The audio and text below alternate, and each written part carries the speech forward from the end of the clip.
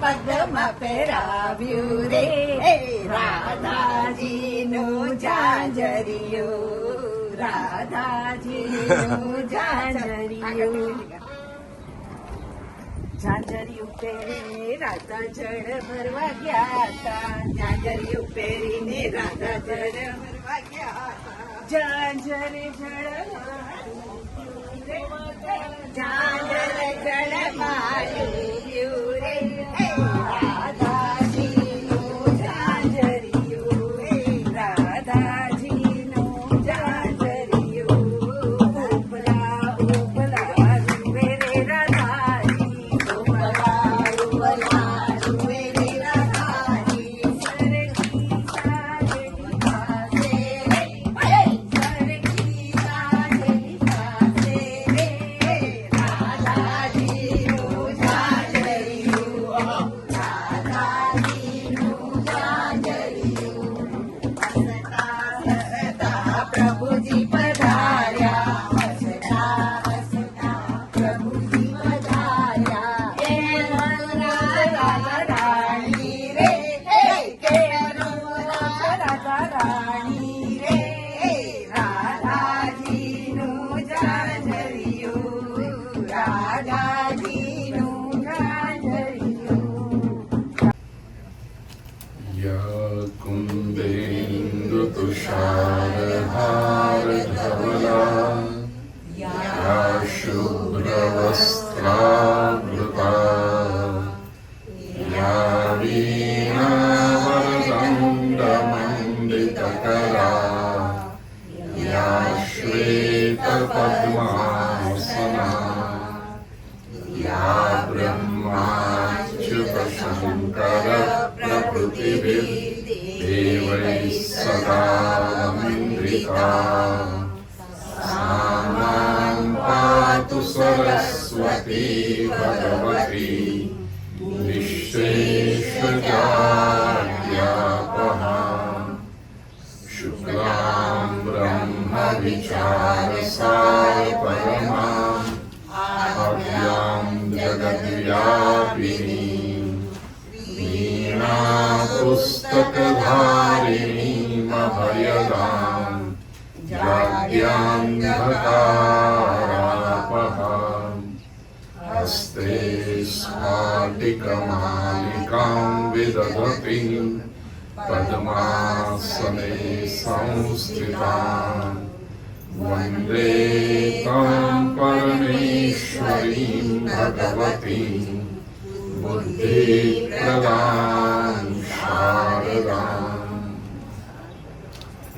वसुदेवसुतं देवं कंसचाणूरमर्दनं देवकी परमानन्दं कृष्णं वन्दे जगद्गुरुम् गुरुर्ब्रह्मा गुरुर्विष्णु गुरुर्देवो महेश्वरः गुरुः साक्षात् परब्रह्म तस्मै श्रीगुरवे नमः नारायणं नमस्कृत्य नरं चैव नरोत्तमं देवीं सरस्वतीं व्यासं ततो जयमुदीरये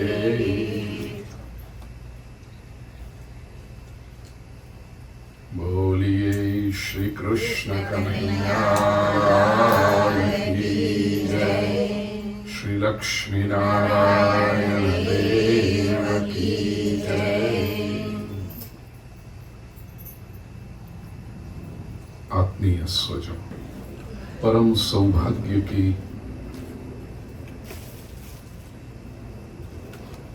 ये बात कि पवित्र चातुर्मास में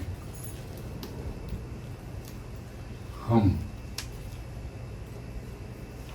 भगवान श्री कृष्ण का वाङ्मयी स्वरूप ऐसे श्रीमद् भागवत और उसमें भी उसका 11वां स्कंद मुक्ति लीला का अध्ययन कर रहे हैं। मैंने शब्द प्रयोग किया, हम केवल कथा श्रवण नहीं कर रहे, हम अध्ययन कर रहे हैं। We are studying this 11th canto, मुक्ति लीला ऑफ श्रीमद् भागवत, जिसे महाप्रभु जी श्रीमद् वल्लभाचार्य जी ने सुबोधिनी जी में श्री ठाकुर जी के ललाट की उपमा दी है।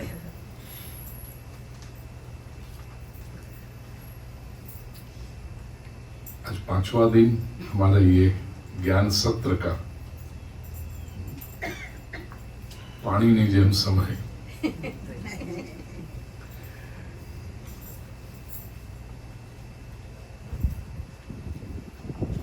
मैं हमेशा कार्यक्रम के पहले जो एंकरिंग करते हैं ना, उनकी बात ध्यान से सुनता हूं, क्योंकि उनमें से भी कई बार उस दिन का प्रवचन किस दिशा में जाएगा उसकी प्रेरणा मिलती है। न्यूयॉर्क में वो चाहे एंकर वर्षा हो, अवनी हो, कभी कभी कुमार भाई हो,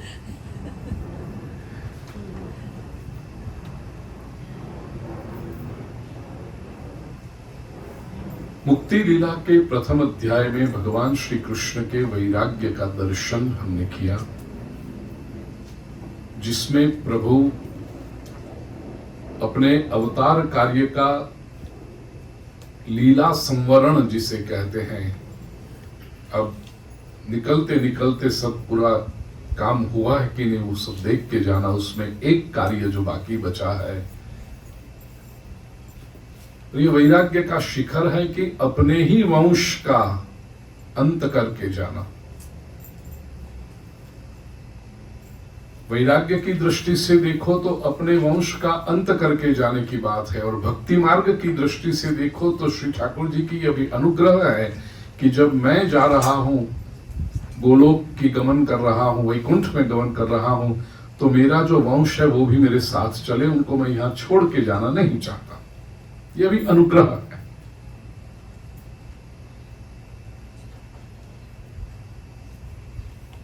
बालक यदि अपने खिलौने से खेल रहा हो और माँ उसको कहीं बाहर ले जाए तो बालक को खिलौना छोड़कर जाने में अच्छा नहीं लगता, बालक रोता है कि क्यों मुझे ले जा रही हो।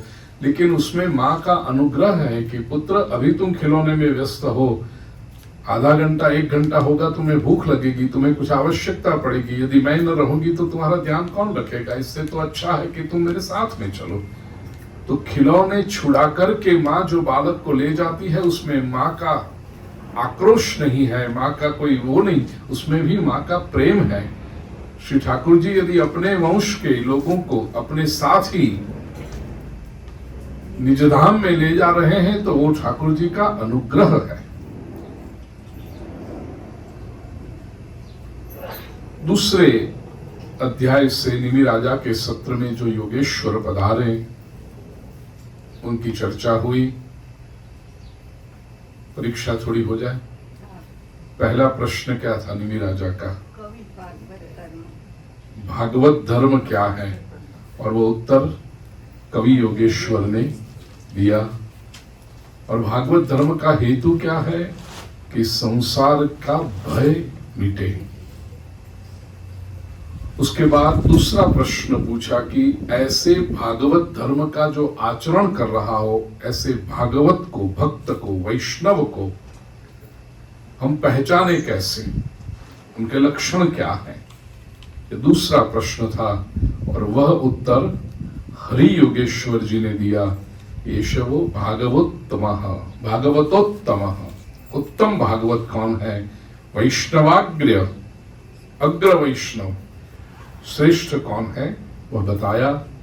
तीसरा प्रश्न क्या था? सब उत्तर तुम ही दोगी या दूसरे किसी को भी मौका दोगी?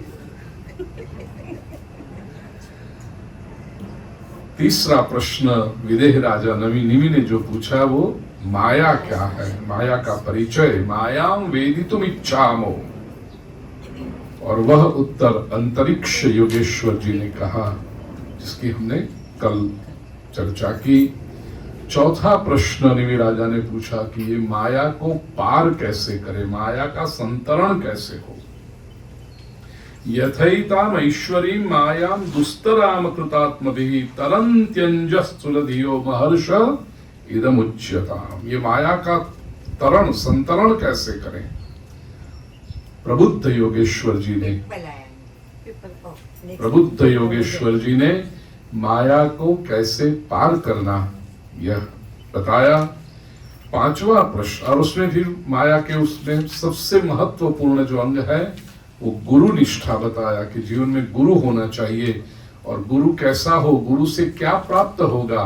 32 गुण बताए कि ये 32 गुण गुरु के पास से सीखने हैं, जिससे व्यक्ति माया से पार होगा। पांचवा प्रश्न फिर पूछा गया, नारायण का स्वरूप क्या है। परब्रह्म जिसको हम नारायण नाम से जानते हैं, उनका स्वरूप क्या है, और वह स्वरूप का वर्णन पिप्पलायन योगेश्वर जी ने किया।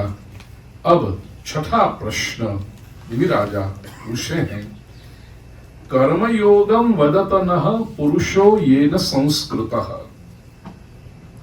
विधूये हाशु कर्माणि नैष्कर्म्यम विन्दते परम। एकादश स्कंद के तीसरे अध्याय का यह 41वां श्लोक देखिए। प्रश्न सीधा साधा तो यह है कि हमें कर्मयोग का उपदेश दीजिए, लेकिन पूछा है कैसे, पुरुषो येन संस्कृतः, ऐसा कर्मयोग, कर्मयोगम वदत नः, नः हमें कर्मयोग वदत बताइए, जिससे येन संस्कृतः पुरुषः आशु कर्माणि विधेय इह नैष्कर्म्य परम नैष्कर्म्यम विन्दते।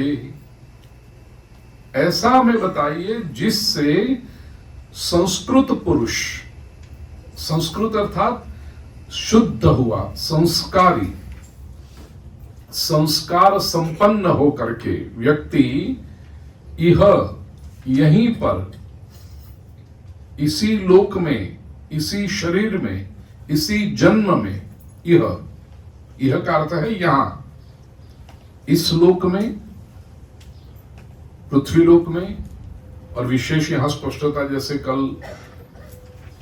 बहना वर्षा ने कहा था ना, अमेरिका खंड में ही, ऐसा भी नहीं कि हमें कहीं और जाना पड़े तभी वो मिलेगा, नहीं, यहीं इसी पृथ्वी लोक पर, इसी अमेरिका में, इसी न्यूयॉर्क में बैठकर, इसी मानव देह में, इसी जन्म में आशु कर्माणि विधूय, सारे कर्मों को धो करके, स्वच्छ करके, नष्ट करके नैष्कर्म्यम विन्दते, नैष्कर्म्य की प्राप्ति कर सके। देखिए, निष्कामता अलग है और नैष्कर्म्य अलग है। भगवत गीता के तीसरे अध्याय में भगवान ने ये नैष्कर्म्य पे के ऊपर बहुत सुंदर प्रकाश किया है। निष्कर्म्य ये ज्ञान की अवस्था है।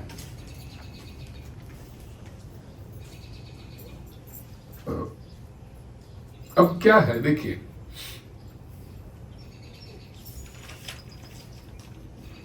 नॉर्मली लोग ऐसा मानते हैं कि ज्ञान वैराग्य से होता है। स्वामीनारायण संप्रदाय में कुछ अद्भुत संत हुए, है तो परंपरा केवल 200 वर्ष की। उनमें एक संत हुए हैं निष्कुलानंद जी। उनका एक पद है, विज्ञान रे टके नहीं वैराग्य बिना, ये पद है। वैराग्य के बिना ज्ञान टिकता नहीं है। कई बार लोग पूछते हैं ना कि हम कथा श्रवण करते हैं या तो मंदिर में जाते हैं, सत्संग करते हैं, वो 1 घंटा 2 घंटा जो होता है उस समय तो ऐसा लगता है कि हाँ कितना आनंद आ रहा है, सब समझ में भी आ रहा है, पता भी सब चल रहा है, सब लगता है ऐसा कि हाँ बिल्कुल सही है। और जैसे वो 7 दिन की कथा पूरी हुई या सत्संग पूरा हुआ, एक रात की नींद करके दूसरे दिन उठे, 50% ऑफ। दूसरा दिन बीता और 50% ऑफ। ये क्यों होता है? अब जब आपने श्रवण किया बड़ी श्रद्धा से, एकाग्रता से, you listen to it very genuinely. किसी ने ठंडे पानी में कंपलसरी तो उतारा नहीं था कि आके बैठो यहां पर। आप अपनी श्रद्धा से, अपनी इच्छा से, अपनी निष्ठा से गए थे, क्यों चला गया? वैराग्य नहीं था। क्योंकि जैसे ही ये सत्संग में से उठे कि वापस सांसारिक, अब वो भी महत्वपूर्ण है, उनको छोड़ तो सकते नहीं। परिणाम क्या आता है कि जैसे चित्त दूसरी दिशा में गया, व्यवहार में, लौकिक में गया, ये ज्ञान धीरे धीरे धीरे धीरे धीरे कम होने लगा। ज्ञान रे टके नहीं वैराग्य बिना। जैसे हमने सुना है, ऐसा कोई निकालने तो गया नहीं, સિંહણનું દૂધ સોનાના પાત્રમાં ટકે, એવું સાંભળ્યું છે। કોણ ગયું હશે સિંહણનું दूध કાઢવા? वो तो पता नहीं, लेकिन ये बात है कि सिंहण, शेरनी का जो दूध होता है वो सामान्य पात्र में नहीं करता, वो स्वर्ण के पात्र में, या तो वो सिंह का जो बालक है उसके मुंह में जाए सीधा, या उसको रखना हो तो स्वर्ण के पात्र में रहे। ऐसे ये ज्ञान जो है वो वैराग्य के पात्र में ही टिकता है, अन्य किसी पात्र में ज्ञान टिकता नहीं है। और ईश्वर भी, ये निष्कुलानंद जी का नाम है तो उनका दूसरा एक पद मुझे जो प्रिय है, वो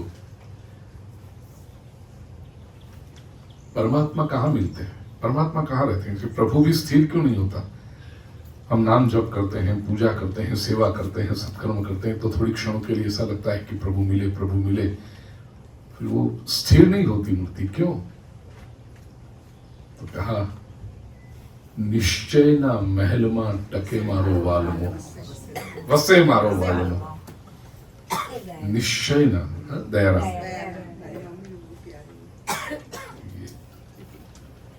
निश्चय चाहिए, डिटर्मिनेशन चाहिए। तो निश्चय ना महल मा वसे मारो वालमो, निश्चय के महल में रहते, डिटर्मिनेशन। वैराग्य भी, डिटर्मिनेशन है तो वैराग्य सरल हो जाता है। तो सामान्य रूप से हमारा ये मानना है कि ज्ञान वैराग्य से प्राप्त होता है। तो ऐसा कोई उपाय है कि कर्म भी करो और ज्ञान हो जाए? अधिकतर तो कर्म की निंदा हुई कि कर्म करोगे तो ज्ञान कहाँ होगा, कर्म करोगे तो परिणाम, कर्म परिणाम, कर्म परिणाम, ये चक्र में रहोगे। बिना वैराग्य से ज्ञान नहीं होता, बिना ज्ञान के मुक्ति नहीं मिलती। होते ज्ञान न मुक्ति ही, और मुक्ति चाहिए।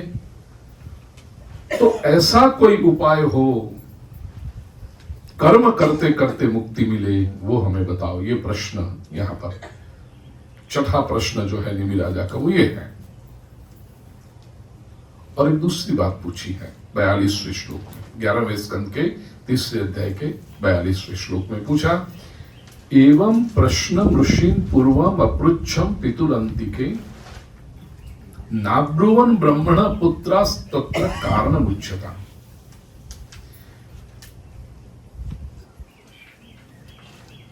योगीश्वर से कहते हैं कि ये प्रश्न मैंने पूर्वम, पहले पूछा था। किसको पूछा था? ब्रह्मणः पुत्रान्, ब्रह्मा जी के मानस पुत्र अर्थात सनत कुमार, सनत कुमारों को मैंने ये प्रश्न पूछा था। कैसे पूछा था? पितुरंतिके, मेरे पिता इक्ष्वाकु जो थे वो पास में बैठे थे, और मैंने ये प्रश्न सनत कुमारों से पूछा था, लेकिन ना ब्रुवन, उन्होंने उत्तर नहीं दिया। तत्र कारणमुच्यताम्, उसका कारण क्या है? क्यों सनत कुमारों ने मुझे उत्तर नहीं दिया उस समय? तो ये दो प्रश्न हुए। एक प्रश्न है कर्मयोग क्या है, और दूसरा प्रश्न यह बात मैंने मेरे पिताजी के सानिध्य में सनत कुमारों से पूछा था, लेकिन उस समय मुझे उन्होंने उत्तर नहीं दिया। तो क्यों नहीं दिया उन्होंने मुझे ये उत्तर?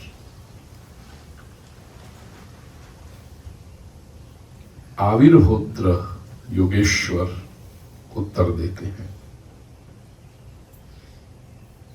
आविर्होत्र का अर्थ भी, आवि ही का अर्थ है प्रकट, और होत्र का अर्थ है होम, आहुति देना।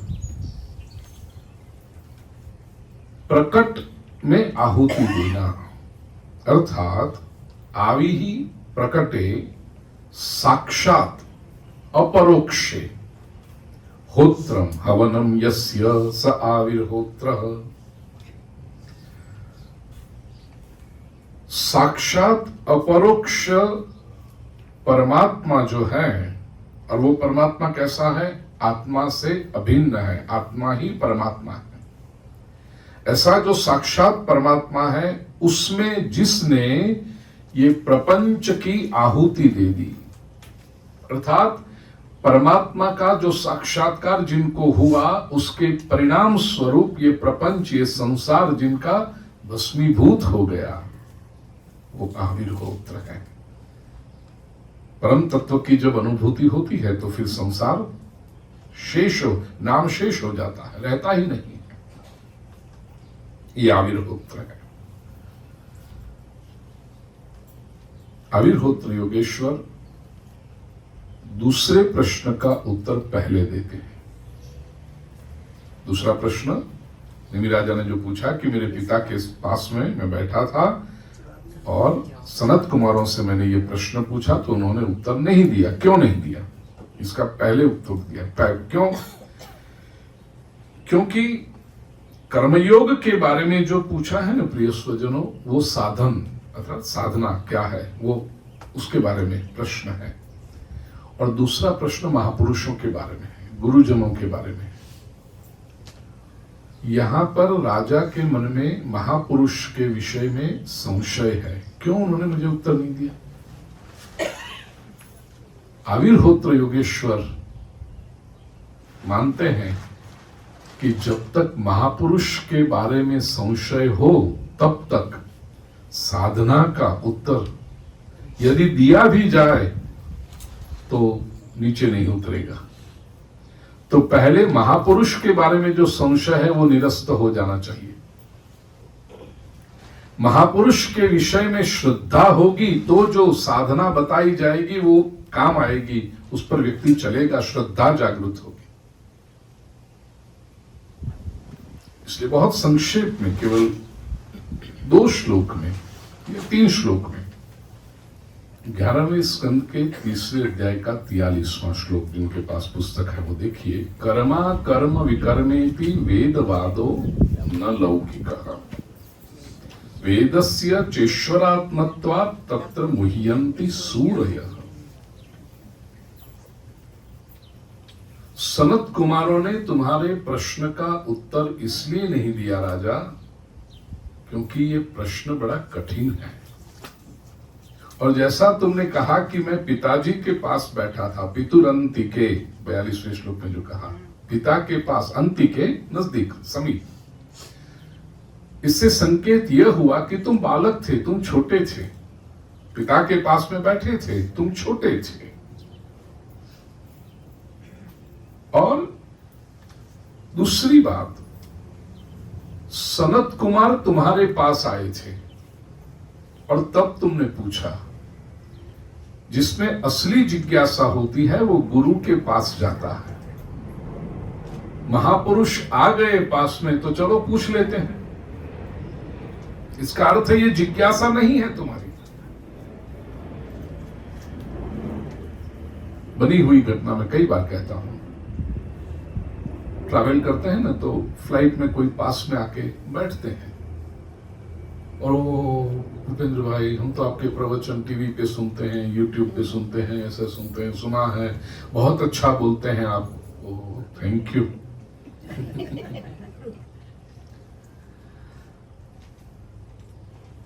दिल्ली से एक बार मुंबई आ रहा था, पास में सज्जन आए, अच्छे थे, पढ़े लिखे सब। मेरी सीट होती हमेशा 9 आउट ऑफ 10 टाइम मेरी सीट होती है 1A, तो 1C में बाजू में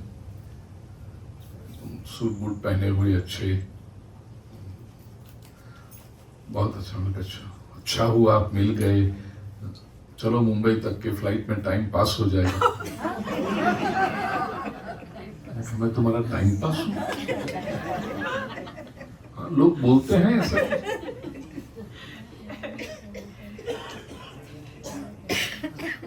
ऐसे तो आपका समय, आप बहुत बिजी रहते हैं, आपको तो मिलना भी वो होता है। भारत में तो हजारों लोग कथा में हो, इतने पास में आप 2.5 घंटे तक हैं। तो अब मैं प्रश्न पूछ ही लेता हूं, ब्रह्म क्या है? सीधा प्रश्न, ब्रह्म क्या है? फिर हमारे पास भी भगवान ने 40 साल से ये क्षेत्र में है, तो भगवान ने कुछ भी हमें भी तो दिया है। मैंने कहा अच्छा बैठो बैठो, आप क्या करते हैं? तो उसने अपना पूरा शुरू किया। 20 मिनट तक वो क्या करते हैं उसका, मेरा ये प्रोफेशन है, मैं इतना ये हूँ, ये मेरा कारोबार है, यहाँ मेरी ऑफिस है, यहाँ फैक्ट्री है, ये है वो है। अच्छा अच्छा। दूसरा प्रश्न पूछा, परिवार में कौन है? और आधे घंटे का वर्णन।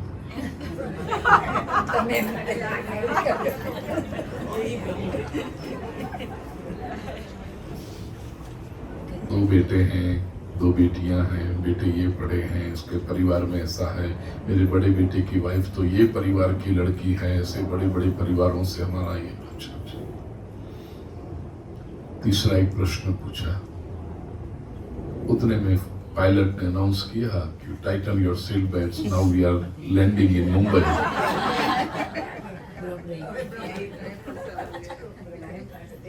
तो उन्होंने कहा अरे ये तो समय हो गया, आपने तो ब्रह्म के बारे में बताया नहीं। मैंने कहा तूने पूछा, तेरी पूछने, यदि ब्रह्म के बारे में सही रूप में जिज्ञासा होती तो जब मैंने पूछा कि आप कौन है या तो आप क्या करते हैं, आप कहते छोड़ो मुझे तो ब्रह्म के बारे में जानना। जब मैं पूछता कि आपके परिवार में कौन है, आप कहते छोड़ो मुझे तो ब्रह्म के बारे में जानना है। ये मौका कब मिलेगा? मैंने कहा आपने ब्रह्म का जो प्रश्न पूछा ना, वो टाइम पास करने के लिए पूछा, और ब्रह्म न तो ब्रह्म न मैं टाइम पास है, उसके लिए जिज्ञासा होनी चाहिए। वो बात अलग कि फिर वो 1 हफ्ते तक रोज 3 घंटा घर पे आए और ईशावास्य उपनिषद का अध्ययन किया।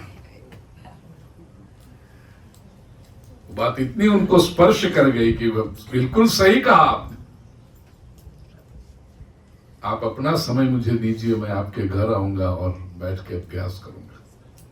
कहने का आशय यहां पर आविर्होत्र कहते हैं कि पहली बात तो तुम अपने पिता के पास बैठे थे, तुम बालक थे। दूसरी, पिता की छत्र छाया में थे, अर्थात तुम्हारे पास स्वतंत्र बुद्धि नहीं थी उस समय। और दूसरा कि सनत कुमार तुम्हारे वहां आए थे, उस समय तुमने पूछा, तुम ये प्रश्न लेकर नहीं गए थे। और तीसरी बात कि ये ज्ञान जो है वो इतना, कर्मयोग का जो ज्ञान है वो इतना कठिन है। वेदवादो न लौकिक, वो लौकिक बात नहीं है। ट्रैवलिंग में पास में बैठकर जो बातें की जाती है वो लौकिक बातें होती हैं। ये तो वेदवाद है, वेद का विषय है। वेदस्य चेश्वरात्मत्वा तत्र मुह्यन्ति, और बड़े बड़े सूरयः तत्र मुह्यन्ति। सूरय अर्थात ज्ञानी लोग भी। ये सूरी शब्द जो है ना, जैन परंपरा ने बहुत अच्छी तरह से पकड़ा है। उनके जो महापुरुषों के नाम के पीछे सूरी लगता है। सूरी अर्थात ज्ञानी, और उसका बहुवचन है सूरयः। श्रीमद् भागवत के प्रथम स्कंद के प्रथम अध्याय का प्रथम श्लोक जो मंगलाचरण है, उसमें भी व्यास महर्षि ने जन्माद्यस्य यतोन्वयादि तरतश्चार्थेष्वभिज्ञस्वराट् तेने ब्रह्म हृदय आदि कवये मुह्यन्ति यत् सूरयः। तो यहां पर तत्र मुह्यन्ति सूरयः, मुह्यन्ति यत् सूरयः मंगलाचरण में कहा था। यह विषय लौकिक नहीं है, वेद का विषय है। बड़े बड़े ज्ञानी लोग भी वहां पर मोहित हो जाते हैं। इसलिए तुम्हारी योग्यता न देखी, इस कारण से सनत कुमारों ने तुम्हें उस समय उत्तर नहीं दिया। कर्मा कर्म विकर्मेति वेदवाद। तो देखिए प्रिय स्वजनों, ये 3 शब्द बड़े महत्वपूर्ण हैं। भगवान श्री कृष्ण ने भगवत गीता में भी 4था अध्याय ज्ञान कर्म संन्यास योग का 17वां श्लोक, श्री कृष्ण कहते हैं कर्मणो ह्यपि बोद्धव्यम बोद्धव्यम च विकर्मणः अकर्मणश्च बोद्धव्यम गहना कर्मणो गति। श्री कृष्ण वहां भी कहते हैं 4th अध्याय के 17वें श्लोक में कर्मणः गति गहनः। कर्म की गति गहन नहीं समझ में आएगा तुरंत। कर्म भी तुम्हें बताता हूं, अकर्म भी बताता हूं और विकर्म भी बताता हूं। प्रिय स्वजन, ये 3 कॉन्सेप्ट कर्मयोग को समझने के लिए अत्यंत आवश्यक है कि हमारे मन में स्पष्ट हो जाए। 3 होता है, कर्म, अकर्म और विकर्म। यहां पर भी आविर्होत्र योगेश्वर जी कहते हैं कर्मा कर्म विकर्मेति। कर्म अकर्म बहुत सिंपल शब्द में। अभी मैं लंदन भी गया था तो वहां पर हमारे बड़े परम भगवदीय और बहुत सेवाभावी विनू भाई कोटेचा करके सज्जन हैं, बहुत स्वयं भी स्वाध्याय करते हैं, कराते रहते हैं। जूम मीटिंग में जैसे नरेंद्र भाई आप करते हो वैसे अलग अलग ग्रंथों को लेकर के, और सेवा का एक अद्भुत कार्य वो करते हैं। यहां वेस्टर्न वर्ल्ड में आपको पता है, जब परिवार में किसी का निधन हो जाए, somebody passes away in the family, people are lost, क्योंकि कोई गाइडेंस नहीं मिलता। भारत में हो तो रिश्तेदार होते हैं, बड़े सब बताते हैं कि ये करना चाहिए, करना चाहिए, ब्राह्मण होते हैं। यहाँ पर कोई ऐसा मिलता नहीं। एक तो इमोशनल शॉक होता है, फिर उसमें क्या करना चाहिए वो 15-16 दिन तक वो पता नहीं चलता। विनू भाई कुटेचा लंदन में बिल्कुल निःशुल्क ये सेवा देते हैं। एक घर का टोल या तो पेट्रोल का खर्चा करके वहां पहुंच जाएंगे। क्रिमेशन से लेकर के प्रार्थना सभा, 10 दिन तक वो गीता का पाठ करना, भजन सत्संग करना, 11वां 12वां 13वां कैसे करे, क्या करे, वो सब और निष्काम भाव से। उन्हें इस बार जब मैं बैठा था कहते कई बार लोग डांटते भी हैं, निष्काम भाव से जाते हैं और पीपल मिसबिहेव विथ हिम। ऐसा भी होता है, अधिकतर लोग नहीं करते लेकिन कभी कभी से। और अभी तक 4000 फैमिली को इन्होंने, और उन्होंने वहां पर उनको नाम दिया बिरीवमेंट सर्विस। यहाँ है ऐसा शब्द, वहां लंदन में यूके में बिरीवमेंट, बेरीवमेंट शोक करना, हाँ वो सर्विस, लेकिन उसके उस समय के सपोर्ट सर्विस ऐसा कुछ करके वो देते हैं। एनीवे, तो विनू भाई ने मुझे, अब मैं गया वहां पर, उन्होंने क्वेश्चन आंसर सेशन बेम्बली में जो सनातन मंदिर है वहां रखा था। उसमें पहला प्रश्न विनू भाई ने यही पूछा कि भगवत गीता का अध्ययन हम करते हैं, भगवत गीता तो कर्मयोग शास्त्र है, उसमें ये कर्म अकर्म और विकर्म क्या है। एक बात अच्छी होने लगी है, जब वर्षों में से मैं कोई भी शास्त्र कोट करता हूँ ना, तो लोग जो एक करते हैं कि आई ऑलवेज कहता हूँ कि किस ग्रंथ से कहाँ पर, हो सके तो श्लोक नंबर के साथ में कोट करता हूँ। तो सब लोग, फिर तो मैं संस्कृत में बोलता हूँ लेकिन सबको संस्कृत इतनी अच्छी आती नहीं, लेकिन इतना हुआ है कि वो श्लोक 4.17 इन भगवत गीता कृष्ण सेज दिस, तो 4.17 आने लगा, वो अच्छी बात है ना, क्योंकि वो ऑथेंटिक सोर्स से आ रहा है। कर्म क्या है, अकर्म क्या है और विकर्म क्या है। बड़े सरल शब्दों में आपको समझा दूं प्रिय स्वजनों, ताकि आविर्होत्र योगेश्वर जी जो आगे कर्म की बात करने वाले हैं वो हमारे मन में स्थिर हो जाए। कर्म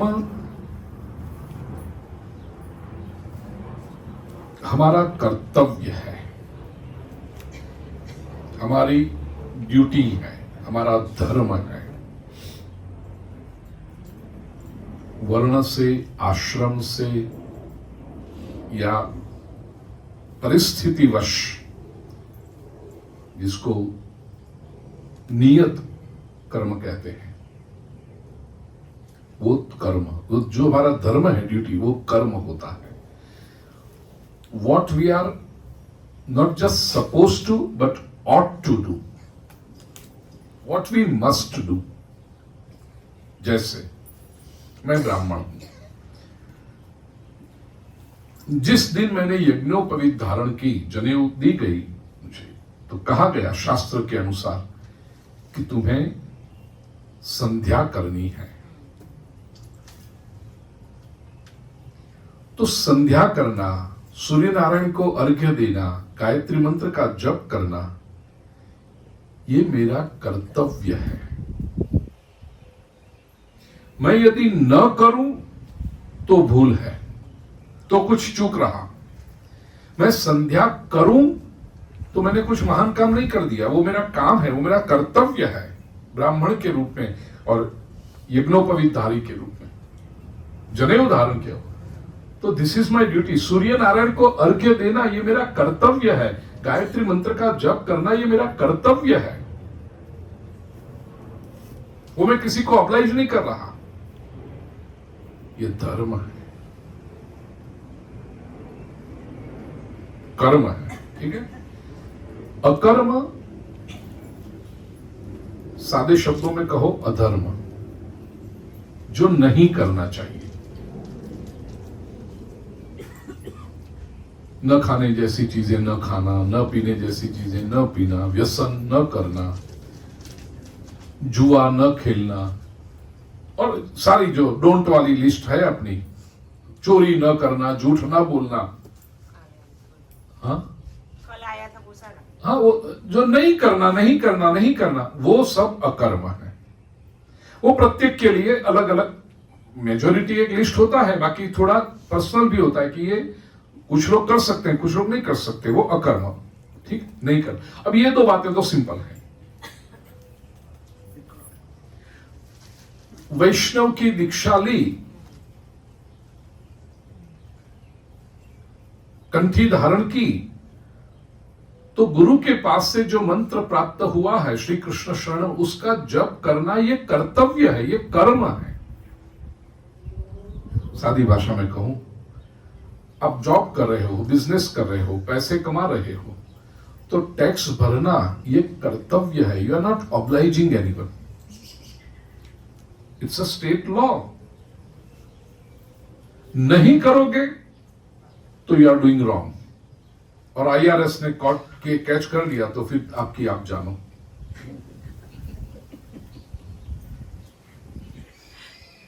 मैं टैक्स भर रहा हूं तो कोई बड़ी बात नहीं कर रहा, कमा रहा हूं तो टैक्स भर रहा हूं, ड्यूटी है, वो कर्म है।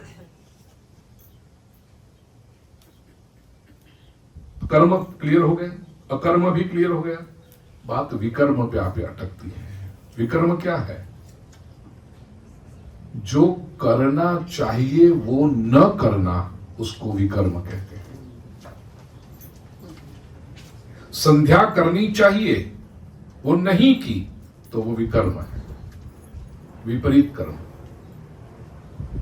अब मैंने अकर्म नहीं किया, मैं झूठ नहीं बोला, मैं चोरी नहीं की, मैंने व्यसन नहीं किया, मैंने अभक्ष्या भक्षण नहीं किया, मैंने अपेयपान नहीं किया, मैंने व्यसन नहीं किया, वो सही बात है। लेकिन संध्या वंदन करना था, क्या सूर्य नारायण को अर्घ्य देना था, दिया नहीं दिया, तो वो विकर्म हुआ।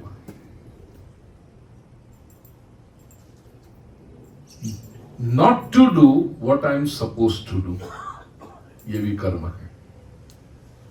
बात स्पष्ट हो गई? कर्म, अकर्म और विकर्म। तो ये तीन अवस्था है। एक तो व्यक्ति धर्म का आचरण करे, कर्म, अधर्म का आचरण करे, अकर्म, और धर्म से विपरीत आचरण करे, जो करना चाहिए वो न करे, विकर्म। अब ये बात लॉजिक से तो समझ में आ जाती है, लेकिन जीवन में उतरने में बहुत समय लगता है। क्यों? क्योंकि व्यक्ति अपनी बुद्धि उसमें डालता है। आधुनिक युग में जो प्रश्न है ना लोगों का, हम ये सब नहीं करते हैं, but we are very nice. हम सेवा नहीं करते, हम पूजा नहीं करते, हम मंत्र जाप नहीं करते, हम शास्त्रों का अध्ययन नहीं करते, हम श्रीमद् भागवत नहीं पढ़ते, Bhagavad Gita, but we are nice people. हम किसी को हर्ट नहीं करते हैं, we are paying our taxes on time, we are good civic, we have good civic sense. ये प्रश्न कई बार आता होगा। We are nice people. हम ग्रंथ नहीं पढ़ेंगे, हम मंदिर में नहीं जाएंगे, हम सेवा पूजा नहीं करेंगे, लेकिन हम किसी का बिगाड़ते हैं। We are not hurting anyone. हम किसी का बुरा नहीं करते, तो हमें क्यों कहते हो ये सब करो? अल्टीमेटली तो तुम्हारे शास्त्र यही करते हैं ना, be a good human being. We are good human beings.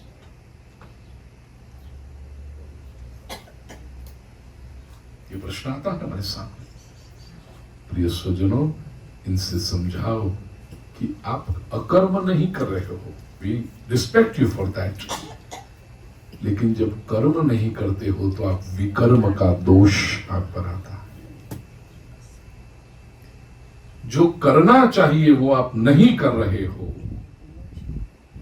और ये बात लॉजिक से नहीं समझ में आएगी। अच्छा, उनकी दूसरी एक आर्ग्यूमेंट होती है, हमारे मन में जब श्रद्धा उत्पन्न होगी हम करेंगे। Mom, don't worry, I am not bad. Whenever we feel like, we will do it. Maybe once a year on our birthday, if you insist, we will visit the temple. Maybe on New Year Day, Diwali वक्त नए साल के दिन जाएंगे। Why do you tell me to do it every day? क्यों करें हम? जब हमारे मन में श्रद्धा होगी तो करेंगे, डोंट वरी। प्रिय स्वजनों, ये भी याद रखना, लौकिक में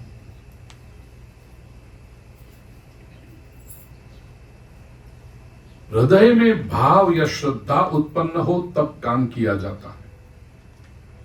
ये लौकिक संसार का नियम है, लेकिन वेदवाद अध्यात्म का जो नियम है उसमें भाव उत्पन्न करने के लिए कर्म किया जाता है। Try to understand this.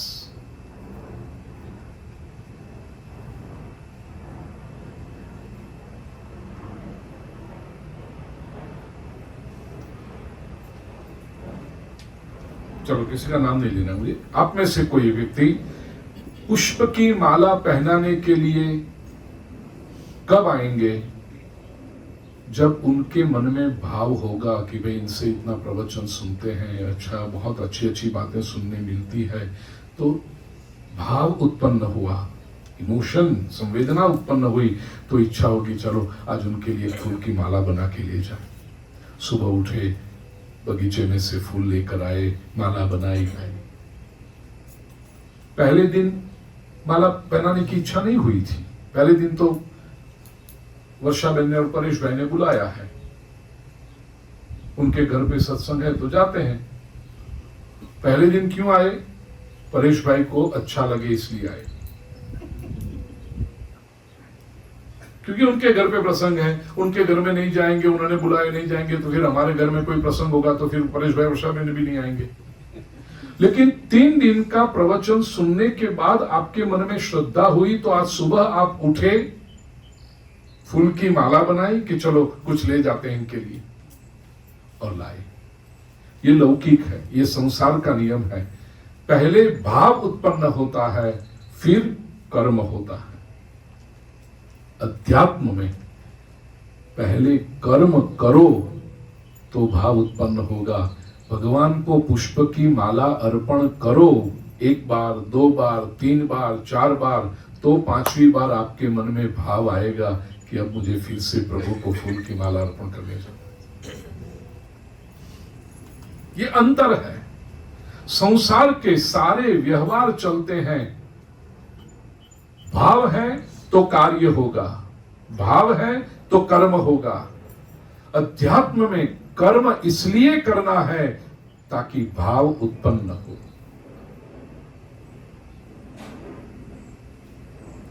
मंत्र का अर्थ पता नहीं है, मंत्र जानते नहीं है, मंत्र करने के लिए भाव नहीं है, तो फिर क्यों कहते हो कि मत जप करें हम? जप करो तो श्रद्धा उत्पन्न होगी। श्रद्धा उत्पन्न होगी तब जप करेंगे, तब तो बहुत देर हो जाएगी। और ये जो लॉजिक है सब करते हैं, मैं भी करता था। दादी माँ से मैं कहता, दादी माँ कहती जप कर मंत्र का। जनोई पहनी है ना, ब्राह्मण का पुत्र है, गायत्री मंत्र। लेकिन माँ मुझे गायत्री मंत्र को अर्थ तो पता नहीं, क्या करूं? मंत्र आता है ना? हाँ मंत्र आता है, रट्टा लगा दिया है, कर जप। लेकिन बा मैंने नहीं आवड़तो ना, अर्थ नहीं खबर, नहीं करूं। सभी ऐसे होते हैं ना, ये जो गर्मी इधर की। दादी माँ कहती थी जप कर तो अर्थ पता चलेगा। और दादी माँ ने एक बार कही 50 साल के बाद तुझे अर्थ पता चलेगा और फिर तुझे पछतावा होगा कि अरे इतना अच्छा अर्थ है, इतना अच्छा इसका प्रभाव है, पहले से करता तो क्या होता। तब तो 50 साल वापस लाएगा नहीं लाएगा। तू जब शुरू कर दे अर्थ का पता चलेगा, तुझे आनंद होगा कि अच्छी बात है, चलो मैंने इतने समय से किया। तो ये अध्यात्म में पहले कर्म करो, बाद में भाव उत्पन्न होता है। और कर्म, अध्यात्म में कर्म की महिमा नहीं है।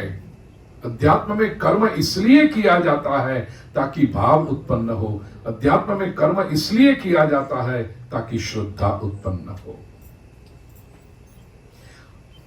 अध्यात्म की कर्मकांड की भी जो सारी विधि है, वो विधि इसलिए है कि भाव उत्पन्न हो।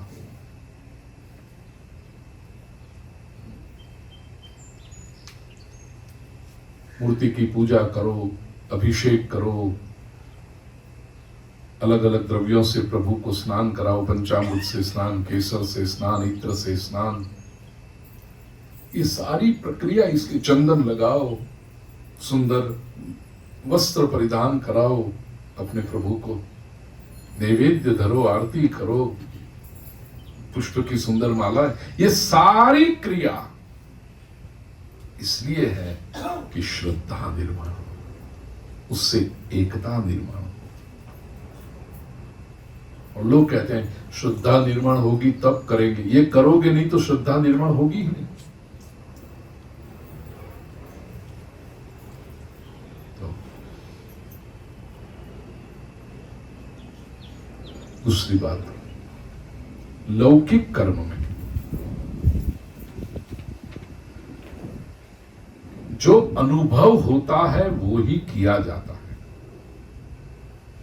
लौकिक कर्म जब व्यक्ति करता है तो पहले अनुभव होता है,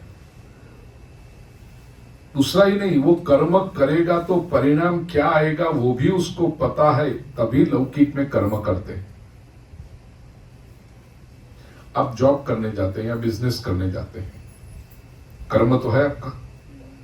क्यों करते हैं? आपको पता है कि 1 महीने तक मैं जॉब करूंगा तो at the end of the month मेरे अकाउंट में इतना क्रेडिट होने वाला है, सैलरी स्लिप आएगी। बिजनेस में करता हूं, मैं इतनी मेहनत करता हूं तो मुझे इतना प्रॉफिट मिलने वाला है, तभी तो करता है व्यक्ति। लौकिक में व्यक्ति परिणाम को जानता है और कर्म करता है। अध्यात्म में परिणाम को नहीं जानते और कर्म करना होता है, इसलिए अध्यात्म में श्रद्धा पहले आवश्यक है। परिणाम का अनुभव नहीं है, परिणाम केवल सुना है। परमात्मा की प्राप्ति होगी, स्वर्ग मिलेगा, शांति मिलेगी, आनंद की अनुभूति। शांति है, अनुभव है, लौकिक में तो नहीं है। आनंद का अनुभव है, नहीं है। परमात्मा का साक्षात्कार होगा, अनुभव है। Have you previous experience? No. स्वर्ग में जाएंगे, है स्वर्ग पता है? नहीं। अनुभव नहीं है और कर्म करना है। लौकिक में परिणाम पता है और परिणाम का अनुभव भी है। इसलिए जब कर्म करते हो तो लौकिक में कर्म करना सरल है। लौकिक में कर्म किए बिना रह नहीं पाओगे, क्योंकि यू नो इट। अध्यात्म में जब कर्म करते हैं तो थोड़ा कठिन है, इसलिए क्योंकि परिणाम की इंफॉर्मेशन है, परिणाम के बारे में जानकारी है, लेकिन परिणाम का अनुभव नहीं है और परिणाम की गारंटी नहीं है। ईश्वर मिलेगा, ओके मिलेगा, कब मिलेगा पता नहीं। इस जन्म में मिलेगा, बाद में मिलेगा, पता नहीं।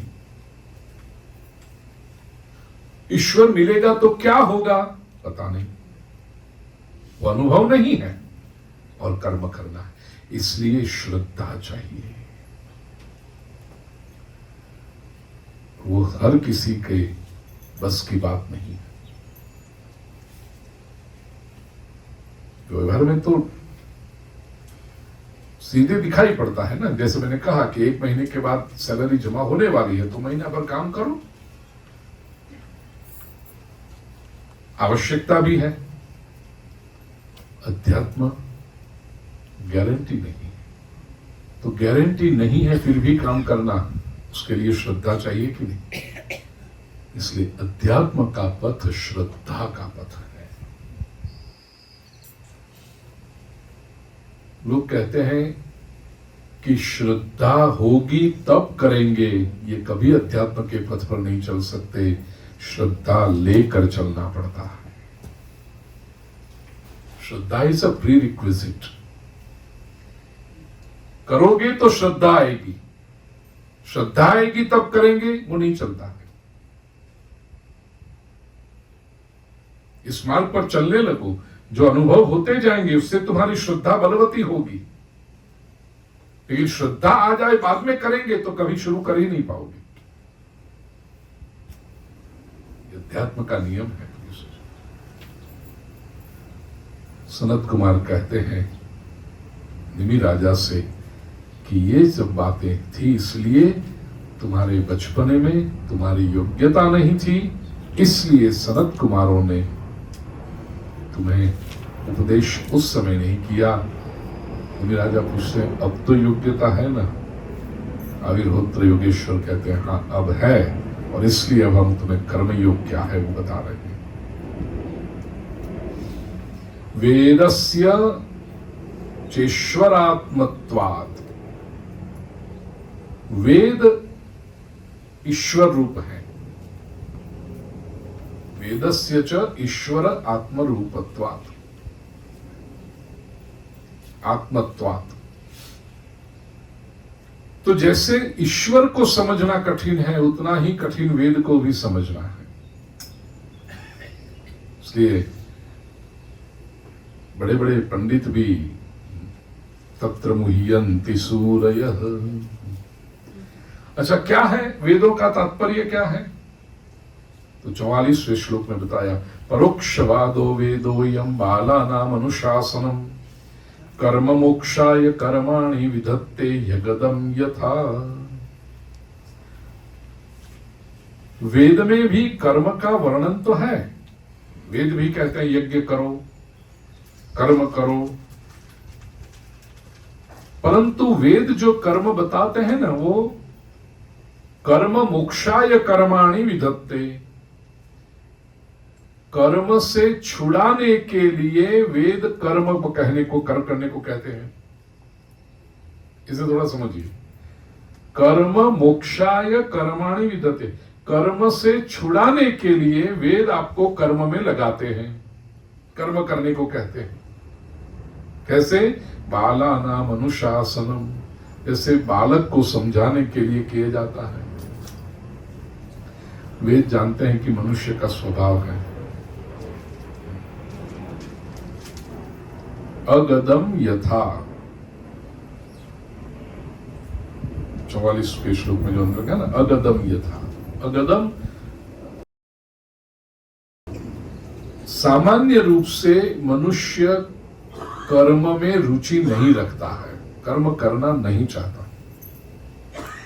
See, given a choice, nobody wants to work.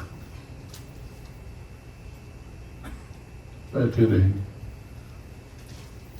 दिन में 4 बार समझो आपको भोजन मिल जाए, आपको हाँ 4 बार भोजन मिल जाए, सुबह का चाय नाश्ता, दोपहर का लंच, शाम को 4 बजे चाय नाश्ता, हाई टी। मैं ढूंढ रहा हूं कहीं लो टी है क्या, डिनर, ये सब तुम्हें मिल जाए। उतना ही नहीं, शॉपिंग तुम्हें जितना करना हो, और लिमिट बिना का कोई क्रेडिट कार्ड तुम्हें दे दे कि just go and swipe it, everything will be taken care of, you don't have to worry. घूमने फिरने जाना हो तो उसके लिए सब व्यवस्था। कितने लोग ये सुनकर कितने खुश हो रहे हैं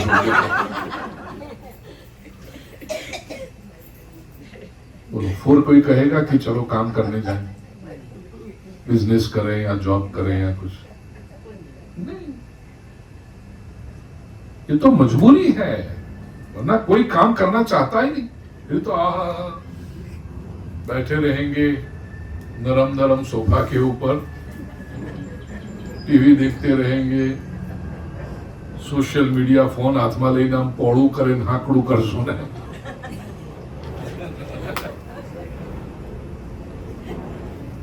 इसी में पूरा दिन बिताएंगे। फिर तो कौन जाए काम करने। अगदम, व्यक्ति का स्वभाव नहीं है कि वो कर्म करे, व्यक्ति को कर्म की रुचि नहीं, लोग आराम प्रिय होते हैं। अब उनको कर्म कराना है, कैसे करें? छोटे बालक को कोई दवाई देनी हो, बालक दवाई पीना नहीं चाहता, तो कड़वी दवा होती है ना, टैबलेट, 2 रास्ते हैं। कोई चालाक माँ होती है, वो स्वीट के अंदर, छोटे होते थे तो पेड़े के अंदर डाल के, पेड़ा जो पेंडो खावाना जानता है, तो पेड़ा खाने के बहाने दवाई दे देते थे। या तो ये टैबलेट ले ले, बाद में पेड़ा मिलेगा, चॉकलेट मिलेगी। इंटरेस्ट चॉकलेट देने में नहीं है, इंटरेस्ट पेड़ा खिलाने में नहीं है, इंटरेस्ट दवा पिलाने में। ऐसे वेद जो काम करने को कहते हैं वो बालानाम अनुशासनम, परोक्षवादो वेदोयम। परोक्षवाद का, परोक्ष का अर्थ, परोक्षवाद होता है जो कह रहे हैं वो अर्थ नहीं है, पर्पस कोई दूसरा है, ये परोक्षवाद है। Indirect talking, indirect. पति पत्नी जब किसी के वहां पार्टी या फंक्शन हो, वहां जाए तो घर से तय करके जाते हैं कि 8 बजे उठ जाएंगे। पार्टी तो रात को 10, साढ़े 10, 12, 11, और उसके बाद में आफ्टर पार्टी चलेगी, चाय बनाने के बाद। तो उतना कौन बैठे, उतना कौन बैठे? 8 बजे निकल जाएंगे। पत्नी कहती है 8 बजे, पति कहता नहीं लेकिन कुछ अच्छे लोग आएंगे वहां पर, ये भी आने वाले हैं, ये भी आने वाले हैं, वो ग्रुप में आ गया है कि आने वाले हैं, RSVP इनका आ गया है। तो बातों में बैठ गए, जरा मजा आए तो, और शायद तेरी भी कुछ ऐसी सहेलियां आए वहां पर, तुझे भी कुछ मजा आए, तो ऐसे आप नहीं फिर तय करते हैं। अच्छा, पत्नी कहते मैं जब आके कहूं कि घर से बेटे का फोन आया है, ऐसा ऐसी होगी, तो बहुत डायरेक्ट है, ऐसे नहीं कोई ऐसी होती है इनका कुछ, वैसे ही कोई वाक्य होता है जो सुनने में एकदम निर्दोष लगे, लेकिन मैसेज ये होता है कि निकल अब, चाहे तुझे कितना भी मजा आ रहा हो लेकिन उठ। ये परोक्षवाद है, समझो। ऐसा आइसक्रीम खाया कि नहीं तूने, तो लोग क्या समझेंगे, अरे कितना ध्यान रख रही है देखो पति का, तूने आइसक्रीम खाया कि नहीं। लेकिन घर से तय करे, मैं जब पूछूं कि आइसक्रीम खाया, इसका मतलब निकलना है।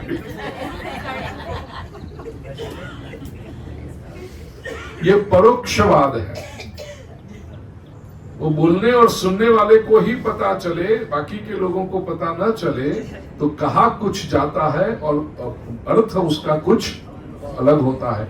वेद जो है वो परोक्षवादी, परोक्षवादो वेदोयम। तो वेद कहते हैं कि कर्म करो, इसका अर्थ वेदों का हेतु ये नहीं है कि मनुष्य को कर्म में व्यस्त रखें। वेदों का तात्पर्य है कि पहले तो जीवन शुद्ध हो, संस्कार जो कहा था ना, पुरुषो ये न संस्कृत। जैसे वेद कहते हैं यज्ञ करो, अनुष्ठान करो, तो क्या होगा, व्यक्ति के जीवन में डिसिप्लिन आएगा, उस समय सर सुबह प्रातः काल में जल्दी से उठेगा, तुरंत स्नान कर लेगा। यदि यह अनुष्ठान नहीं होगा तो वो 8 बजे उठेगा, 10 बजे नहाएगा, नहाने से पहले चाय, अरे गंदा लोग, हाँ ऊपर मत पी तो।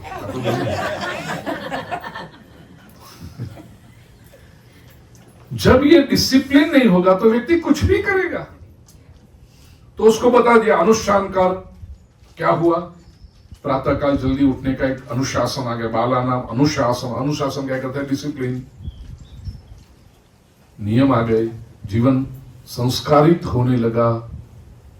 और फिर धीरे से वेद कहेगा कि अब कर्म छोड़ दे,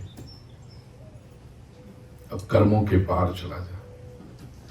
दूसरे अर्थों में कहें तो, जो मैंने शुरुआत में कहा, भाव जागृति के लिए कर्म किया जाता है अध्यात्म में, और भाव जागृति हो गई फिर कर्म अपने आप छूटेंगे। शुरुआत में पूजा करो तो सारी सामग्री चाहिए आपको, जल चाहिए, पंचामृत चाहिए, केसर चाहिए, चंदन चाहिए, चावल चाहिए, पुष्प चाहिए, सामग्री चाहिए, आरती के लिए दिया चाहिए, सब कुछ चाहिए। धीरे धीरे धीरे धीरे श्रद्धा जब निर्माण होने लगी, तब महाप्रभु जी कहते हैं ना, मानसी सेवा, मानस पूजा, मानसी सेवा, और वो श्रेष्ठ है। अब आंख बंद हुई और सेवा शुरू हो गई।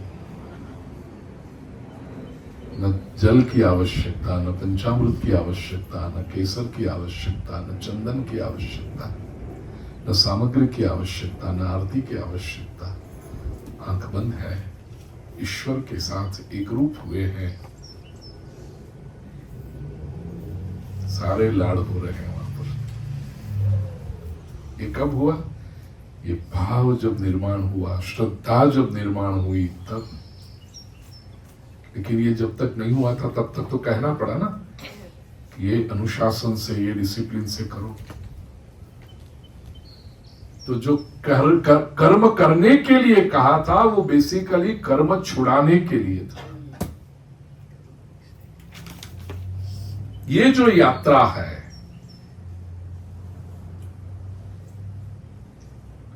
वित्तजा सेवा,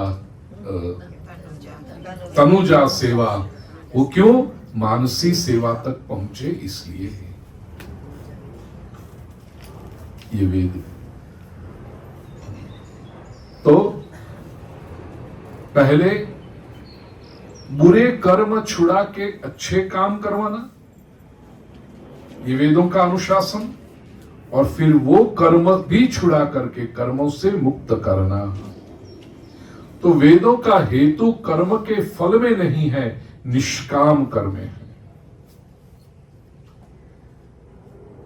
जो व्यक्ति विपरीत कर्म कर रहा है, विकर्म कर रहा है, अकर्म कर रहा है, उसको कहो कि छोड़ दो, नहीं छोड़ेगा। कठिन है वो, सीधा उसको कहा जाए छोड़, नहीं छोड़ पाएगा।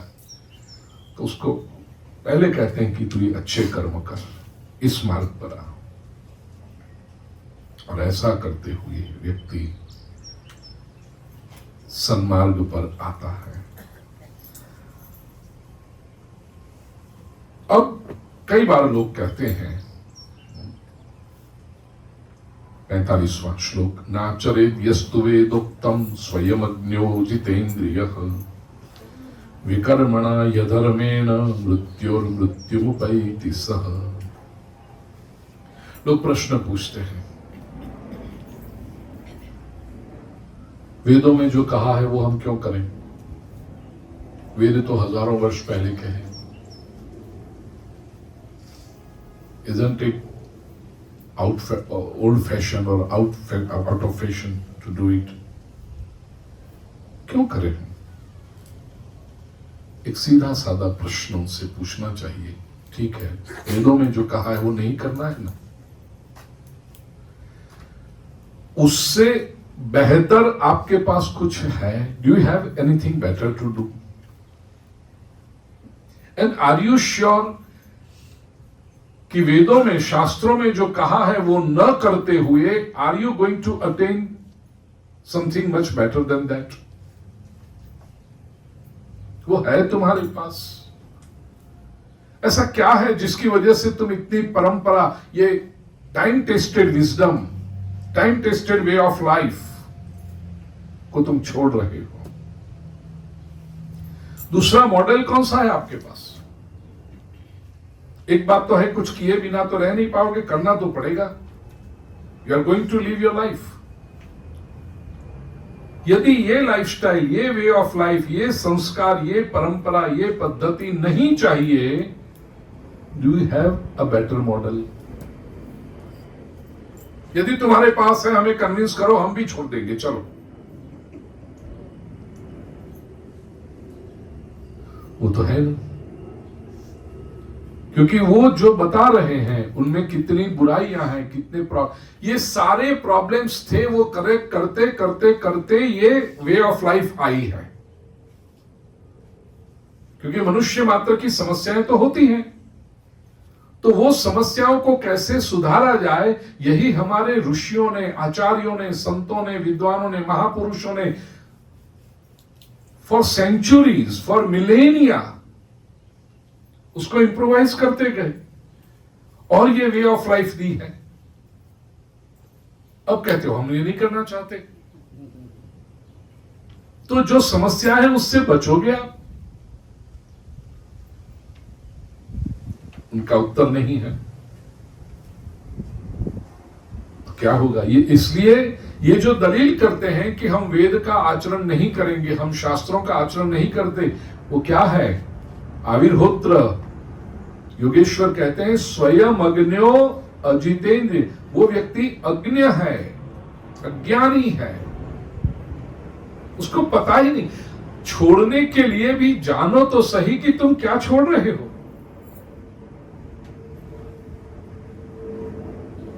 गीता नहीं पढ़नी ऐसा कोई कहे, ठीक है, तुम्हें पता भी है कि गीता में क्या लिखा है? डू यू इवन नो कि तुम क्या छोड़ रहे हो और किसके बदले में ये बार्गेन कर रहे हो? ये छोड़ोगे तो तुम्हें क्या नुकसान होगा ये भी तुम्हें पता है। मैं ये कुर्ता पहनूं, एक दिन पहनूं, 2 दिन पहनूं, बराबर से फिट नहीं आ रहा है तो कोई मुझे कहे नवो नवो छे ने कपड़ा नया जब होता है आपने क्यों थोड़ा एक बार धुल के अच्छा हो जाएगा, फिट बैठ, अच्छा चलो एक बार धोया पहना फिर भी ठीक नहीं है, दूसरी बार धोया पहना फिर भी ठीक नहीं, तो 3-4 बार के बाद मैं यदि कहूं कि भाई this shirt is not good for me, I don't like it, उसमें कुछ वजह है, कुछ लॉजिक है, कुछ ये रीजन है कुछ इसमें। दुकान से आया हुआ पैकिंग वाला ऐसा का वैसा कुर्ता, नहीं, I don't like it, I am not going to wear it. अरे भाई साहब, तू पहन तो सही इसको, तू देख तो सही इसको। ऐसे भगवत गीता का पुस्तक, शास्त्र, श्रीमद् भागवत, रामायण, वेद कभी खोले ही नहीं, कभी पढ़ा ही नहीं, और रिजेक्ट कर रहे हो। अच्छा, ये नया शर्ट जो लाके मुझे दिया गया, वो मैं ना क्या पहनूंगा, मैं है दूसरा कुछ मेरे पास पहनने के लिए?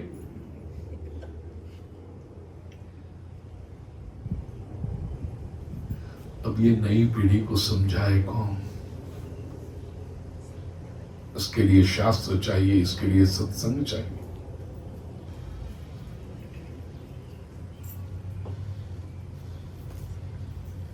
तो ये जो उनको लगता है कि वो बड़ी बुद्धिमानी की बात कर रहे हैं, और शास्त्र कहता है कि वो कैसे हैं, स्वयं अज्ञ हैं, वो अज्ञ है, अज्ञानी है। इतना ही नहीं, अजितेंद्रिय, उनका अपनी इंद्रियों पर संयम नहीं है। और इंद्रियों से केवल पंच कर्मेंद्रिय या पंच ज्ञानेंद्रिय नहीं है, उससे आगे चलकर उनके मन और उनकी बुद्धि पर उनका संयम नहीं है। They don't have control over their mind, they don't have control over their intellect. लगता है कि बड़ी बुद्धिमानी की बात करते हैं, लेकिन बात हो रही है बुद्धू जैसी।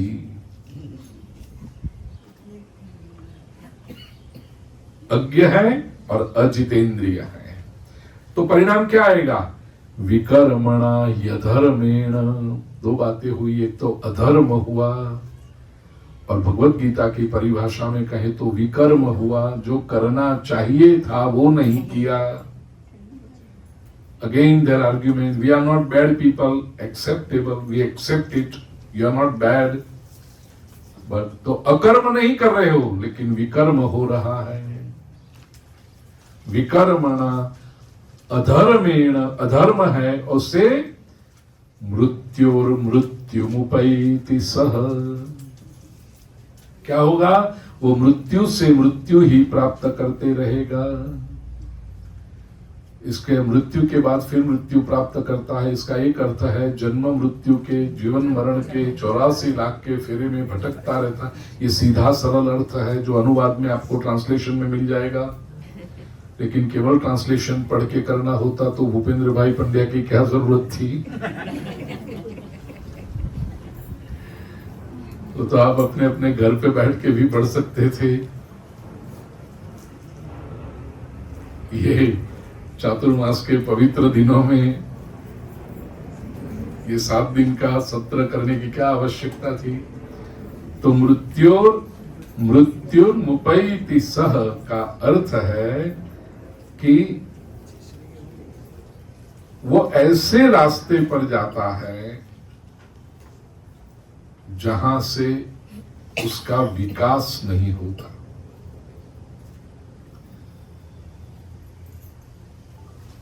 भाष्यकार बताते हैं, महापुरुष बताते हैं, मृत्युर्मुपैति सह का अर्थ प्रमाद से प्रमाद की ओर जाता है।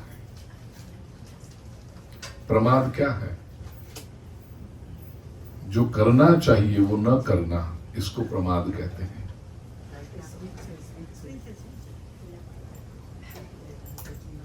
दुर्योधन के नाम पर, दुर्योधन के मुख में जो बड़ा प्रसिद्ध श्लोक रखा गया है, पूरे महाभारत का युद्ध हो गया,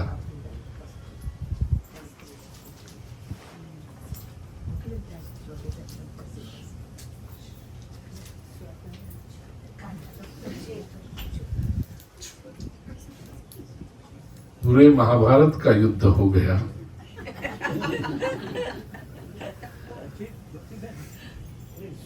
उसके बाद में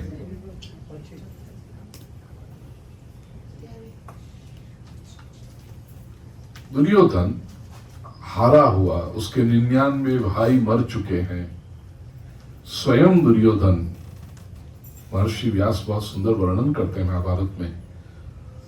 सूखे सरोवर के पास जले हुए वृक्ष को अढ़ेल के ऐसे बैठ के, क्योंकि इतनी वेदना है वो सीधा बैठ भी नहीं सकता, जले हुए वृक्ष के सहारे वो बैठा है। और उस समय उससे पूछा जाता है कि दुर्योधन अब तुझे पछतावा हो रहा है? देख, तेरी एक इच्छा, तेरी एक जिद, हठ तेरी, उसका परिणाम क्या आया? कितना तुझे समझाया गया। कृष्ण ने आकर तुझे कहा तू 5 गांव दे दे, बाकी का पूरा राज्य, वो भी तो नहीं माना। कितना तेरी हठ। सुच्यग्रम नैव दास्यामि विना युद्धेन केशव। हे केशव, युद्ध के बिना तो मैं सुई की नोक जितनी भूमि भी नहीं दूंगा। ये तेरा ठाक रह।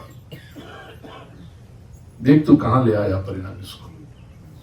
अब तुझे हो रहा है, do you repent your decision your अभी तक? तो दुर्योधन ने जो कहा, जानामि धर्मम न च मे प्रवृत्ति, जानाम्यधर्मम न च मे निवृत्ति, केनापि देवेन हृदय स्थितेन यथा नियुक्तोस्मि तथा करो। ये दुर्योधन वृत्ति। दुर्योधन विचक्षण आदमी है, समझ समझना कि वो मूर्ख आदमी था। जानामि धर्मम, दुर्योधन कहता है धर्म क्या है मैं जानता हूं, न च मे प्रवृत्ति, लेकिन उस दिशा में मैंने कभी प्रवृत्ति नहीं की। और जानामि अधर्मम, दुर्योधन कहता है मैं जो कर रहा था वो अधर्म था, वो भी मैं जानता था। न च मे निवृत्ति, लेकिन उसमें से कभी मैं निवृत्त नहीं। I never retired my self, I never pulled my self back from it. इसको कहते हैं प्रमाद। अच्छा क्या है वो जानते हुए भी न करना, और जो कर रहे हैं वो बुरा है, गलत है, वो समझ कर भी उसको छोड़ना नहीं, उसमें से निकलना नहीं। ये प्रमाद है।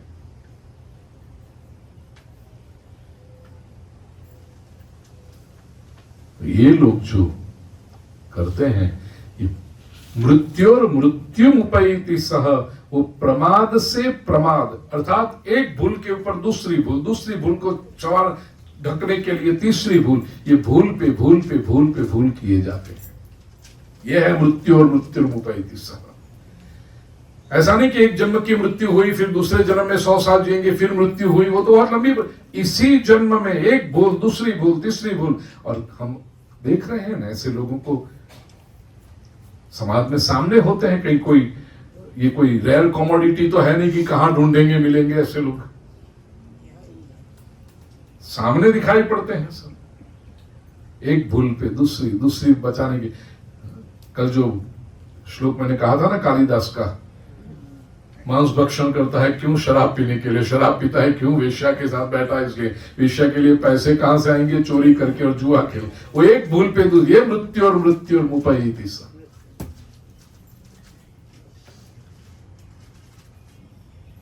और अधःपतन ऐसा होता है फिर ठाठम ठठम ठम ठठम ठठम।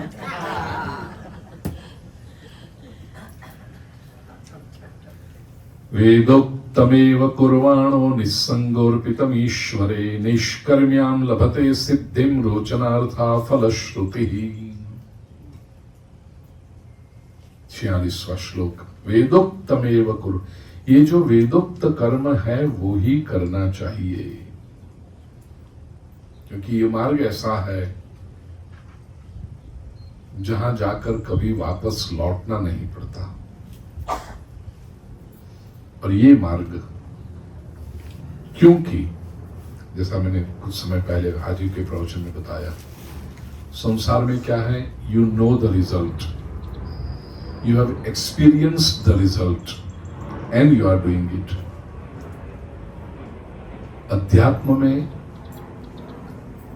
रिजल्ट का वेग पता होता है लेकिन एक्सपीरियंस नहीं होता।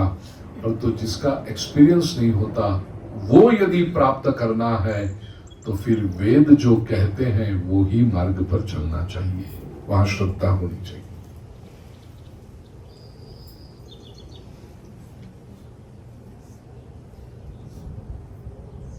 प्रतिदिन मैं मैनहट्टन जाके वापस आऊं तो फिर आंख बंद करके गाड़ी चलाऊंगा तो भी पहुंच जाऊंगा।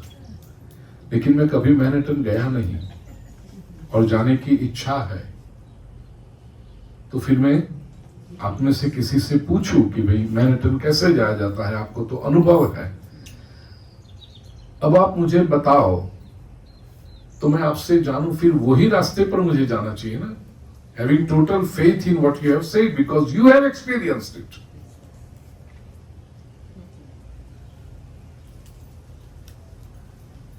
संसार में किसी नई जगह पे जाना हो तो जहां वो जाके आया है उसका अनुभव हम लेते हैं, तो ये अध्यात्म में जो लक्ष्य प्राप्त करना है उसका अनुभव तो है नहीं। तो जिनके पास अनुभव है, किनका, वेद तो अपौरुषेय है, भगवान की वाणी है, स्वयं भगवान के पास कैसे जाना वो भगवान से अलग कोई और कैसे बता सकता है, ईश्वर से अलग कोई कैसे बता सकता है। तो उस पर श्रद्धा रख के उस मार्ग पर चलना चाहिए। कोई दूसरा व्यक्ति ये मार्ग नहीं बता पाएगा, स्वयं ईश्वर ही। इसलिए शास्त्र सम्मत मार्ग पर, शास्त्र जो मार्ग बताते हैं वही चलना चाहिए। और कैसे करना है, निस्संग और पीतम ईश्वरे, निस्संग होकर चलना है और ईश्वर को समर्पित होकर चलना है। इसके सिवा और कोई युक्ति नहीं है अध्यात्म मार्ग में। निस्संग होकर, निस्संग, एक दूसरी कंपनी मिलेगी तो चलेंगे इतनी प्रतीक्षा मत करना, क्योंकि प्रत्येक का मार्ग अलग है। श्रीमद् भागवत में रास पंचाध्यायी के जब आरंभ होता है 29वें अध्याय में, दशम स्कंद के 29वें अध्याय में, प्रभु ने यमुना तट पर जाकर वेणुनाद किया। वो सूर्य जब ब्रज में पहुंचा, जिन जिन गोपियों ने प्रभु का आमंत्रण सुना, जो काम कर रही थी छोड़कर दौड़ी, और दौड़ी कैसे दौड़ी, वहां सुखदेव जी कहते हैं अन्योन्यम अपलक्षिता, अलक्षिता, एक दूसरी को पता भी न चले ऐसे चली। वहां पर गोपियां कंपनी ढूंढने नहीं बैठी है, पड़ोस में रहने वाली मेरी सखी आए तभी मैं जाऊं, तो शायद वो रात तक पहुंच ही ना पाती। जिसने सुना वो चली। आजग्मुरन्योन्यम लक्षितोद्यमा। दशम स्कंद के 29वें अध्याय का 4था श्लोक।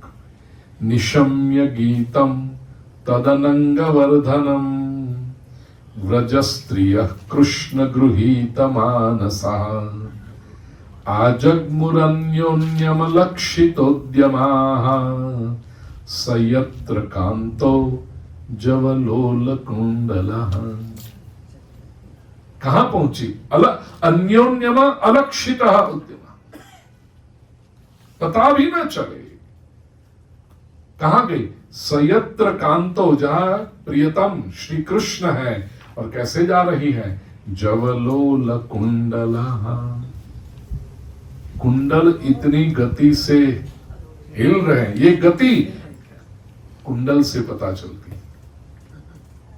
क्यों? क्योंकि जिस कान ने वो वेणुनाद सुना है ना, उस कान की शोभा बढ़ा रहे हैं कुंडल।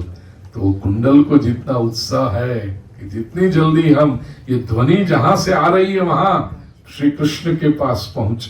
जवलोल कुंडला, लक्ष्य।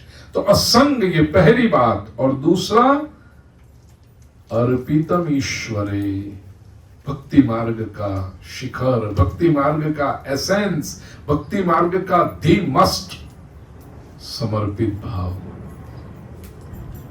जो भी करो, रोज का जब सत्र पूरा होता है ना, आपने नोटिस किया कि नहीं मुझे पता नहीं, लेकिन मैं नोटिस करता हूं, बहना तृप्ति श्री कृष्णार्पणमस्तु, ये भागवत पारायण का प्रभाव है, बराबर है ना। समर्पित भाव, जो भी किया वो समर्पण कर दिया।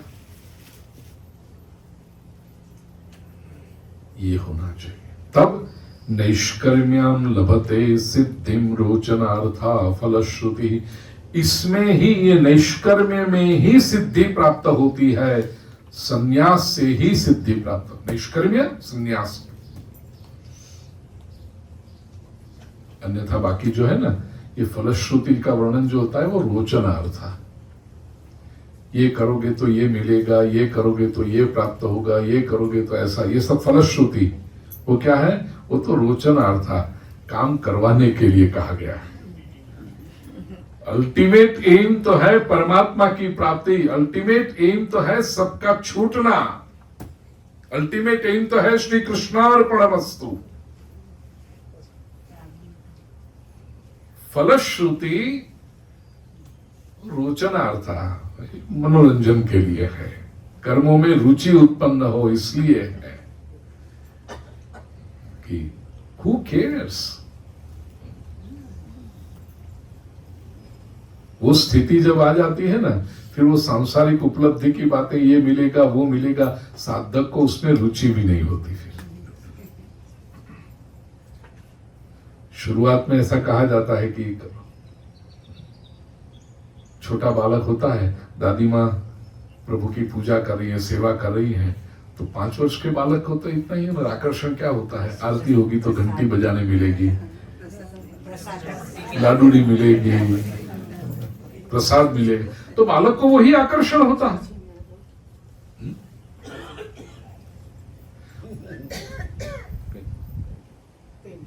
बालक को आकर्षण यही होता है, लड्डू मिलेगा। लेकिन इससे ये मार्ग पर आया और धीरे धीरे धीरे धीरे धीरे धीरे भक्ति उपासना करते करते वो स्थिति पर पहुंचा, और जो आनंद आया, अब वो लड्डू का आकर्षण होता है, वो पेड़े का आकर्षण होता है नहीं। उसने जो पाया है वो तो इतना विलक्षण पाया है। रोचनार्थम फल, शुरुआत क्या था? पूजा करोगे तो लड्डू मिलेगा, प्रसाद मिलेगा, वो फलश्रुति थी। लेकिन वो तो केवल आकर्षित करने के लिए थी। इस मार्ग पर चलने के बाद फिर उसका कोई महत्व नहीं रह जाता।